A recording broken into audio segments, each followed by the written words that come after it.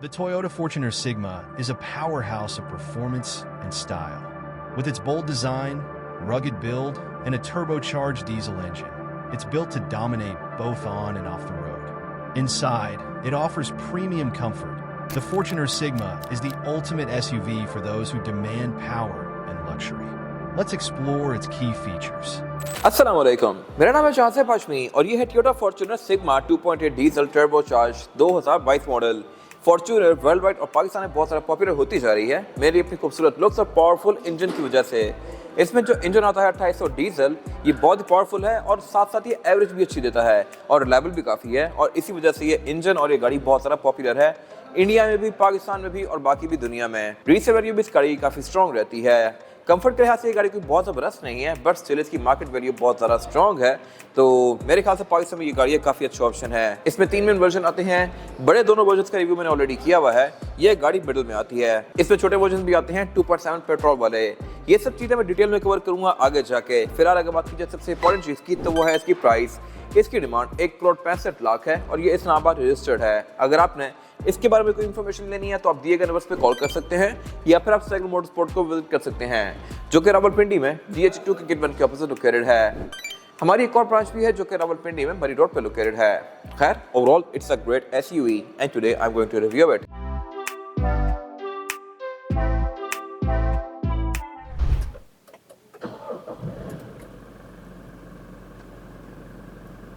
Let's start with the exterior of this car। लेकिन अगर आपने रिव्यू यहाँ तक देख लिया है तो आप मेरे चैनल को सब्सक्राइब जरूर कर लीजिएगा और इस वीडियो को लाइक भी कर दीजिएगा। मैं रोज़ ही इस तरह की ऐसे काफ़ी सारे लग्जरियस गाड़ियों की वीडियोस लेके आता रहता हूँ। फिलहाल अगर बात की जाए इस गाड़ी की, तो ये इसका फेसलिफ्ट वाला वर्जन है जो कि 2021 के बाद आना शुरू हुआ था। 21 से पहले ये गाड़ी पुरानी शेप में आती थी, वो लुक भी अच्छी थी, ये लुक ज़्यादा बेहतर है। और फिर अपने टाइम पे गाड़ी top of the line version थी। इसके बाद 2 और वर्जन आए, एक 22 में और फिर एक 23 में। 22 में लेजेंडर आया, 23 में GR स्पोर्ट आया। वो दोनों ही लुक्स के लिहाज से काफ़ी एग्रेसिव हैं, बट इसकी भी एक अपनी फैन फॉलोइंग है। अगर बात की जाए फीचर्स की, तो इसमें फ्रंट पे पार्किंग सेंसर वगैरह दिए गए हैं, हेडलाइट्स की बाइथ्रॉन वाली है, DRL भी दी गई है इसमें, और फॉग लैंप भी इसके LED में है। पहले भी ये सब ऐसा ही था, लेकिन जैसे इसकी लुक को रिफाइन किया गया। लेजेंडर में कुछ चीज़ें एक्स्ट्रा आ गई थी और GR में भी, वो मैंने कवर की है डिफरेंट रिव्यूज़ में, आप जाके चैनल पर देख सकते हैं। बाकी ये गाड़ी डीजल है और डीजल गाड़ी काफ़ी ज़्यादा नॉइस प्रोड्यूस करती है और डर्टी होती है। डर्टी इस तरह से कि इसका धुआं आपको काफ़ी ज़्यादा फील होगा, और बैक पे आप एक निशान देख रहे होंगे, यही बेसिकली इसी गाड़ी ने फेंका है। तो पोल्यूशन के लिहाज से डीजल इंजन बहुत ज़्यादा डर्टी होते हैं, बट ये गाड़ी क्योंकि आपको एवरेज अच्छी देती है और इसके अलावा इसकी पावर ज़्यादा है, तो पाकिस्तान में ये बहुत ज़्यादा पॉपुलर है। और अगर बात की जाए इस गाड़ी की साइड प्रोफाइल की, तो ये भी लुक्स के लिहाज से भी डिसेंट है और फीचर्स के लिहाज से भी इक्विप्ड है। इक्विप्ड इस तरह से कि इसके साइड मिरर रिट्रैक्टेबल है, एडजस्टेबल है और में ऑटो वाला फीचर भी आता है। लॉक अनलॉक करने पे ये ऑटोमेटिकली फोल्ड और अनफोल्ड होंगे इस तरह से। फिंगरप्रिंट चिप लेंस भी दिए गए हैं, लेकिन इनमें एक चीज़ मिसिंग है और वो है 360 कैमरास। अगर आ जाते इस कैटेगरी में तो बेहतर था, बट नहीं दिए गए। इससे काफ़ी सस्ती गाड़ी जैक T9 वो 360 कैमरास ऑफर कर रही है, बट टोयोटा इवन प्राडो में भी नहीं देता, हर गाड़ी के अंदर, कुछ गाड़ियों में आते हैं। बाकी साइज के लिहाज से ये प्रॉपर एक SUV है और इसमें रिम भी 18 इंच का है। टायर डनलॉप ग्रैंड ट्रैक है जो कि मोस्टली गाड़ियों में आता है। एग्जैक्ट डिटेल्स में कवर करूंगा आगे जाकर इस रिव्यू में। और अगर बात की जाए इसकी एब्सोल्यूट साइड प्रोफाइल की, तो साइज के लिहाज से ये गाड़ी एक मिड साइज SUV है और पाकिस्तान में मेरे ख्याल से अपनी कैटेगरी में ये गाड़ी ओनली किंग है। या तो SUV इससे बड़ी हैं या फिर इससे छोटी हैं। छोटी SUVs हैवल S6 HEV सेंटा फे वगैरह हैं, बड़ी SUVs प्राडो या लैंड क्रूजर्स हैं, बट इस कैटेगरी में और कोई ऑप्शन नहीं है। अगर आप सोचें भी इसे तो मेरे ख्याल से कोई माइंड में नहीं आएगी, और यही वजह है कि गाड़ी बहुत ज़्यादा पॉपुलर है और अपने साइज़ के लिहाज से ये गाड़ी इंजन बड़ा ऑफर करती है, तभी 2.8 वाली गाड़ी आपको कहीं भी डिसअपॉइंट नहीं करेगी। ये गाड़ी है भी पार्शियल 4x4, यानी कि आप इसको 4x4 और 4x2 पे स्विच कर सकते हैं। और इसके अलावा इसमें एंट्री एग्जिट भी आसान है, लेकिन एक चीज़ यहाँ पे वियर्ड है और वो ये है कि इसमें रेयर पैसेंजर्स के लिए एंट्री के लिए कोई हैंडल नहीं दिया गया। मैं बैक से जाकर दिखाऊंगा आपको। और बाकी इसके अलावा हाइट के लिहाज से भी ये गाड़ी डिसेंट है। सनरूफ, पैनोरामिक रूफ, ये कुछ भी ऑफर नहीं करती किसी भी वर्जन में पूरी दुनिया में। सनरूफ सिर्फ आपको प्राडो से ऑनवर्ड्स मिलना शुरू होगी, प्राडो से नीचे कोई सनरूफ वगैरह नहीं आती, और उसकी वजह यह है कि अगर इसमें सनरूफ आ गई तो प्राडो में कौन लेगा। और जहाँ तक बात है एंट्री एग्जिट की, तो इस गाड़ी में एक चीज़ बहुत वियर्ड है, वो ये है कि इसमें यहाँ पे कोई ग्रैब हैंडल नहीं है। Grab handle Prado, V8, even Revo में भी आता है जो कि छोटी कैटेगरी है और उसको पकड़ के चढ़ने में काफ़ी आसानी होती है, बट इसमें नहीं दिया गया। I am not sure why. ये गाड़ी ऊंची है, एंट्रेंस इसमें थोड़ी सी तंग है, लेकिन भी बाद आपको थोड़ा सा जब आइडिया हो जाएगा इसमें बैठेंगे तो फिर आपको इतनी मुश्किल नहीं होगी। बट अगर यहाँ ग्रैब हैंडल होता तो बहुत ज़्यादा हेल्पफुल था। मोस्टली लोग जो SUVs भी यूज़ करते हैं वो भी ग्रैब हैंडल को पकड़ के एंटर हो रहे होते हैं। फ्रंट पे दिए गए हैं, बैक पे नहीं है। बाकी इसके अलावा क्वार्टर क्लास में अच्छे खासे मैसेज दिए गए हैं। बैक पे जो है इसकी क्रोम की कटर लाइन है, ये भी लुक्स के लिहाज से डिस्टिंक्टिव है। ये फॉर्च्यूनर की चाबी में बनी हुई आती है और ये फॉर्च्यूनर की सिग्नेचर लाइन है बेसिकली, जो बैक पे आकर थिक होती है और फिर नीचे की तरफ जाती है। इसके अलावा इसमें ये काफ़ी लाइट्स और फेंडर्स दिए गए हैं जो कि लुक्स को बेहतर बना रहे हैं। ऊपर इसमें रूफ रेल्स आती हैं और शार्क फिन एंटीना भी आता है। और अगर बात की जाए इसका रियर एंड की, तो ये भी लुक्स के लिहाज से डिसेंट तो है, लेकिन कंपैरेटिवली GR और लेजेंडर से कम एग्रेसिव है, बट ऑब्वियसली प्राइस के लिहाज से भी उनसे कम है। बम्पर्स पे काफ़ी सिंपल सा है, जबकि लेजेंडर के रिफ्लेक्टर थोड़े से डिफरेंट आते हैं। फीचर्स इनमें बैक पे बराबर ही हैं। इसमें बैक पार्किंग सेंसर्स दिए गए हैं और इसके अलावा टेलगेट भी इस गाड़ी का पावर्ड आता है। GR वगैरह में जैसी जो फ्रिल है ये थोड़ी सी डिफरेंट होती है। टेल लाइट्स ऐसी ही होती हैं और ये टेल लाइट्स फेसलिफ्ट के बाद आई थी, जो कि लुक्स के लिहाज से बहुत बेहतर हैं। टेलगेट को अनलॉक करने के लिए रिलीज की फॉब पे भी दिया गया है और यहाँ पे भी दिया गया है। अनलॉक करने पर ये ऑल द वे अप जाएगा लाइक दिस। और ट्रंक कैपेसिटी के लिहाज से भी ये गाड़ी अच्छी खासी स्पेशियस है। लेकिन यहाँ पे एक चीज़ अजीब है और वही है कि इसकी जो रेयर बेंचेस हैं, थर्ड रो सीट्स, ये फोल्डेबल तो हैं, लेकिन ये साइड्स पे इस तरह से फोल्ड होते हैं। ये चीज़ बहुत पहले प्राडो में खत्म हो गई थी। प्राडो 2007-8 के बाद सीट्स सिंकिंग वाली ऑफर करती है, जो कि फ्लोर के अंदर ही फोल्ड होती हैं। नई वाली लैंड क्रूजर में भी अभी साइड पे फोल्ड होती है, बट 2025 में भी फॉर्च्यूनर की सीट्स ऐसी ही आ रही हैं साइड पे फोल्ड होने वाली। इनका ड्रॉबैक ये है कि एक तो ये डिग्गी की साइड्स पे से काफ़ी सारा एरिया ले जाती हैं और अगर आप इनको ओपन करते हैं तो फिर इसमें लेग रूम की खास नहीं बनता, जबकि सिंकिंग वाली सीट्स के अंदर लेग रूम बहुत बेहतर होता है। इनमें बैक पे 2 बच्चे बैठ सकते हैं। एडल्ट्स बैठना चाहें तो बैठ जाएंगे, लेकिन फिर ज़्यादा कंफर्टेबल नहीं होंगे, काफ़ी फंसे हुए होंगे। लेकिन फीचर्स रेयर पैसेंजर्स के लिए भी ठीक दिए गए हैं। यहाँ पे एयर वेंट्स भी हैं, हुक्स भी हैं, विंडोज़ भी हैं, कप होल्डर भी हैं और चार्जिंग आउटलेट वगैरह भी दिए गए हैं रेयर पैसेंजर्स के लिए। बाकी टूल किट इसमें साइड्स पे आती है, ये वाला एरिया नीचे बंद है और इसके अलावा स्पेयर टायर ये गाड़ी यहाँ पे नीचे ऑफर करती है, जो कि आपको बैक से नजर आएगा। इसके अलावा इसकी सेकंड रो बेंचेस भी फोल्डेबल हैं। इनको फोल्ड करके आप इसकी ट्रंक कैपेसिटी को स्पेशियस तो बना सकते हैं, लेकिन इसकी डिग्गी का लेवल एक नहीं होता। बेसिकली जो सिंकिंग वाली सीट्स होती हैं उनका एक और फायदा ये भी है कि आप उनके फ्रंट सीट्स को फोल्ड करेंगे तो डिग्गी का पूरा ही लेवल एक हो जाएगा। आप आराम से सामान रख के धकेल सकते हैं, इसमें नहीं धकेल सकते क्योंकि लेवल्स ही अलग अलग हैं। बाकी इसके अलावा आप इसके टेलगेट की हाइट को एडजस्ट भी कर सकते हैं। अभी आप देख रहे हैं कि इसकी हाइट मेरे से ज़्यादा है, लेकिन अगर मैं इसको एडजस्ट करना चाहता हूँ, नीचे करना चाहता हूँ, तो मैं इसको खुद लेके आऊँगा नीचे यहाँ पे और अब इसके बटन को दबा के रखूँगा तो इसकी हाइट सेट हो गई है। अब जब भी मैं इसको अनलॉक करूंगा तो ये यहीं तक आएगा, इससे ऊपर नहीं जाएगा। अब अगर मैं इसकी डिग्गी को अनलॉक करूंगा तो ये इस साइड से ऊपर नहीं जाएगी जो मैंने सेट की है।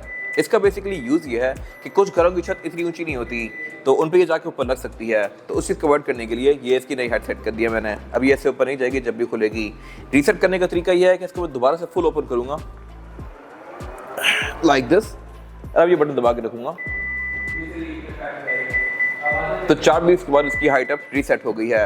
अब ये दोबारा से उतनी ऊपर जाएगी जितनी इसको जाना चाहिए। बाकी इसके बैक पे ये रेवोल्यूशन वाइपर आता है, ऊपर ये स्पॉइलर वगैरह दिया गया है। और अब अगर बात की जाए इस गाड़ी के इंटीरियर की, तो सिग्मा का रूम मेरे ख्याल से सबसे ज़्यादा ब्राइट लगता है क्योंकि ये कैमल ब्राउन और ब्लैक के कॉम्बिनेशन में है।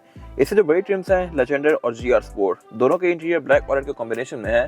लेजेंडर का थोड़ा ज़्यादा बर्गंडी और ब्लैक सा है, GR का थोड़ा ज़्यादा ब्लैक और थोड़ा सा मैरून सा है, बट ये गाड़ी मेरे ख्याल से थोड़ी ब्राइट लगती है।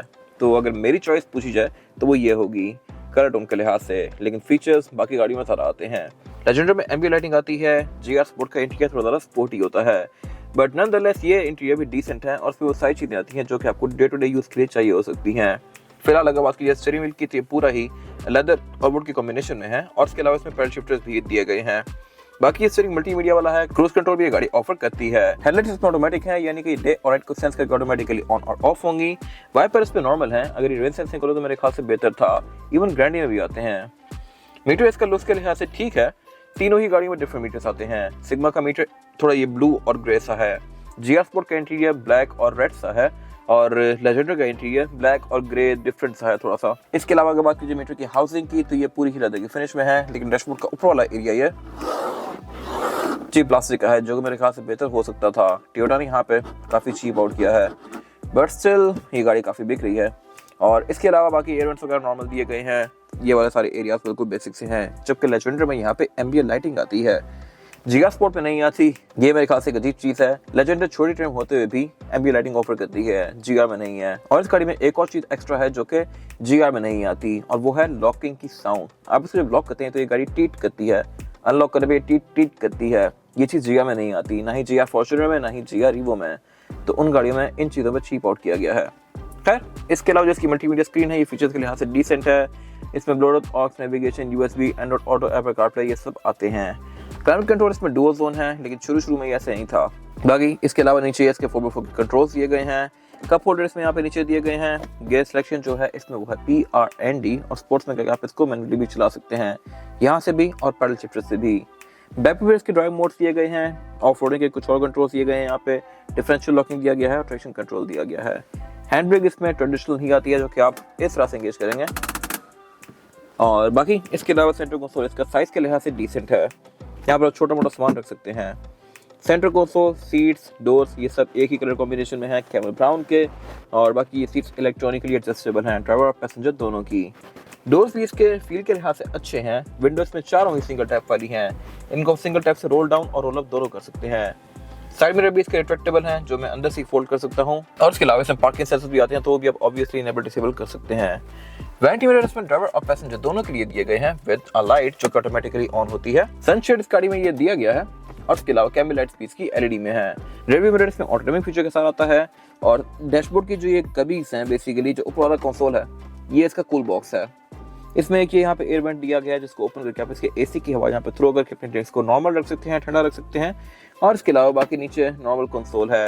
एयरबैग की गाड़ी 3 ऑफर करती है, एक स्टीयरिंग व्हील में, एक डैशबोर्ड में और एक ड्राइवर के नी पे। और अगर बात की जाए रेयर पैसेंजर सीटिंग कैपेसिटी की तो इसमें चढ़ने के लिए आपका हाथ अनइंटेंशनली यहाँ जाएगा जहाँ पे कुछ है ही नहीं, तो ये मेरे ख्याल से एक वियर्ड चीज़ है। ग्रैब हैंडल यहाँ होना चाहिए था। खैर आप इसमें चढ़ के इस तरह से बैठेंगे। और इसके अलावा बैक पे लेगरूम के लिहाज से ये गाड़ी डिसेंट है, और हेडरूम का इसमें कोई खास इशू नहीं है। चौड़ाई के लिहाज से ये बहुत ज़्यादा चौड़ी नहीं है, तो यहाँ पे 2 ही लोग कंफर्टेबली बैठ सकते हैं। 3 लोग आना चाहें तो आ जाएंगे, लेकिन फिर ज़्यादा कंफर्टेबल नहीं होंगे। हेडरेस्ट यहाँ पे 3 दिए गए हैं रेयर पैसेंजर्स के लिए। फीचर्स भी यहाँ पे अच्छे हैं, इस तरह से कि सेंटर में पावर आउटलेट दिया गया है, नीचे एक 100 वोल्ट का प्रॉपर वॉल सॉकेट टाइप का स्विच दिया गया है, और इसमें एयर वेंट्स भी आते हैं। लेकिन ऊपर यहाँ पे इसमें बैक पे थर्ड जोन दी गई है क्लाइमेट कंट्रोल की, जिसको आप ऑन करके इस तरह से यूज़ कर सकते हैं। और इसके अलावा कैमल लाइट्स इसमें बैक पे LED में आती हैं। एयर वेंट्स के यहाँ पे भी हैं, बैक पे भी हैं, और इसके अलावा बाकी सेंटर में ये सेंटर कंसोल भी दिया गया है जिसको निकाल के आप एज एन आर्मरेस्ट यूज़ कर सकते हैं, और इसमें कप होल्डर्स भी आते हैं। फिर इसके अलावा सीट बेल्ट भी ये गाड़ी बैक पे ऑफर करती है, और बाकी इसमें ISOFIX के पोर्ट्स भी दिए गए हैं। रेयर बेंचेस फोल्डेबल हैं और डोर्स में स्पीकर्स आते हैं। इसके बाद अगर बात की जाए इंजन की तो इस गाड़ी में 2 इंजन ऑफर होते हैं पाकिस्तान में, 2.7 लीटर पेट्रोल डुअल VVTi और फिर 2.8 लीटर टर्बोचार्ज डीजल जो कि ये इंजन है। ये 1GD FTV इंजन है जो कि पावर के लिहाज से डिसेंट है। ये गाड़ी 201 हॉर्स पावर प्रोड्यूस करती है, लेकिन शुरू से नहीं, जब ये पाकिस्तान में आई थी तो इसकी हॉर्स पावर 176 170 समथिंग थी, बट जब इसको फेसलिफ्ट किया गया 2021 में तो इसके इंजन के अंदर रिफाइनमेंट्स की गई। वो रिफाइनमेंट्स ये हैं कि एक तो इसका टर्बोचार्जर थोड़ा सा इंप्रूव किया गया, और इसमें फिर एक बैलेंस शाफ्ट ऐड कर दी गई जिससे इसकी वाइब्रेशन कम हो गई। टर्बोचार्जर की इंप्रूवमेंट्स की वजह से इसकी हॉर्स पावर थोड़ी सी बेहतर हो गई, और इसके अलावा और भी छोटे मोटे रिफाइनमेंट्स है जिससे इसकी पावर भी ज़्यादा हो गई, और जो एक ओवरऑल वाइब्रेशन होती है गाड़ी की वो भी कम हो गई। टॉर्क इसका 500 न्यूटन मीटर है जो कि अगेन एक डिसेंट फिगर्स बॉडी साइज के लिहाज से। इससे बड़ी गाड़ी प्राडो वो 2TR इंजन ऑफर करती है, जबकि वो कंपैरेटिवली इससे बहुत स्लगिश होती है। तो फॉर्च्यूनर के ज़्यादा बिकने की एक मेन वजह ये भी है। पावर के लिहाज से प्राडो 2.7 से ज़्यादा बेहतर है। इवन नई वाली प्राडो जो कि 2025 में आ रही है उसमें भी इंजन 2.7 पेट्रोल है 2TR। मैंने उसका रिव्यू किया हुआ है और आप जाकर मेरे पेज से देख सकते हैं। बाकी ट्रांसमिशन इसमें ऑटोमेटिक ही ऑफर होती है। ये ड्यूरेबिलिटी के लिहाज से भी इंजन काफ़ी ज़बरदस्त है, लेकिन पोल्यूशन के लिहाज से थोड़ा सा डर्टी है। जहाँ पे ये गाड़ी स्टार्ट करती है थोड़ी देर वहाँ पे काफ़ी ज़्यादा धुआं हो जाता है, और जहाँ पे ये गाड़ी कुछ दिन पार्क होती है वहाँ पे आपको इस तरह के निशान देखने को मिलेंगे। ये फॉर्च्यूनर GR स्पोर्ट 2025 मॉडल का ही निशान है, और डीजल गाड़ी पोल्यूशन के लिहाज से थोड़ी सी बुरी होती है। बाकी एवरेज के लिहाज से ये गाड़ी बहुत ज़बरदस्त है। ये आपको 10 से 12 किलोमीटर पर लीटर की एवरेज आराम से दे सकती है, जो कि इतनी बड़ी गाड़ी के लिहाज से एक बड़ा ज़बरदस्त फिगर है। वैसे ये एवरेज आपको ग्रैंड या सिविक से मिलती है। बाकी इसके अलावा बोनट के अंदर इसकी इंसुलेशन दी गई है। बोनट इसका ओपन स्टैंड से होता है, ये भी एक वियर्ड चीज़ है। हालांकि इससे काफ़ी सस्ती गाड़ियाँ MG, जैक T9 वगैरह उन गाड़ियों के बोनट भी हार्डवर्क से ओपन होते हैं। अगर वो यहाँ पे आ जाए तो मेरे ख्याल से बहुत बेहतर था। और अगर बात की जाए इसके टायर साइज़ की, और टायर साइज़ जो आता है फॉर्च्यूनर में किसी भी वर्जन में वो है 265, 60 और 18। सब में 18 इंच के रिम है, और सबके ही सब वर्जन के रिम्स की लुक डिफरेंट है। सिग्मा का ये वाला रिम है, लेजेंडर का थोड़ा डिफरेंट है, GR स्पोर्ट का काफ़ी खूबसूरत है। इसकी साइड वॉल्स कंपैरेटिवली उन दोनों के रिम से थोड़ी कम थिक हैं। GR और लेजेंडर के रिम्स की साइड वॉल्स ज़्यादा थिक हैं, तो वो ऑफ रोडिंग में टायर को रिम्स उतरने में काफ़ी हद तक बचाती हैं। बाकी छोटे मोटे उसके और फायदे भी हैं, लेकिन नॉनदलेस साइज़ तीनों में सेम है। टायर तीनों में ही डनलॉप ग्रैंड ट्रैक आता है और टोयोटा की बाकी भी हर गाड़ी में ही डनलॉप ही आ रहा होता है। अगर आप LC देखें, प्राडो देखें, ये गाड़ी देखें, रेवो वगैरह, सब में ही डनलॉप ग्रैंड ट्रैक है। इवन LX 600 में भी सेम टायर आता है डनलॉप ग्रैंड ट्रैक का। बाकी इसके अलावा इसमें फ्रंट पे और बैक पे चारों में डिस्क ब्रेक दी गई हैं, जो कि एक अच्छी चीज़ है। और इसमें ABS, traction control, drive modes, ये सारी चीज़ें आती हैं। इसमें फिर ड्राइव ट्रेन पार्शल 4x4 है। वैसे ये गाड़ी हर टाइम रेयर व्हील्स पे चलती है, लेकिन अगर आपने इसको 4x4 पे करना है तो आप वो भी कर सकते हैं। और बाकी इसके अलावा यहाँ कुछ खास है नहीं। ये था आज का रिव्यू। अगर आपको ये रिव्यू पसंद आया है तो इस रिव्यू को लाइक कीजिए, मेरे चैनल को सब्सक्राइब कीजिए, और अगर आपके पास इस कार से रिलेटेड कोई भी राय है तो उसको कमेंट सेक्शन में शेयर जरूर कीजिएगा, ताकि वो लोग जो ये गाड़ी लेने वाले हैं वो आपकी राय से फायदा उठा सकें। अपना ख्याल रखिएगा। Thank you.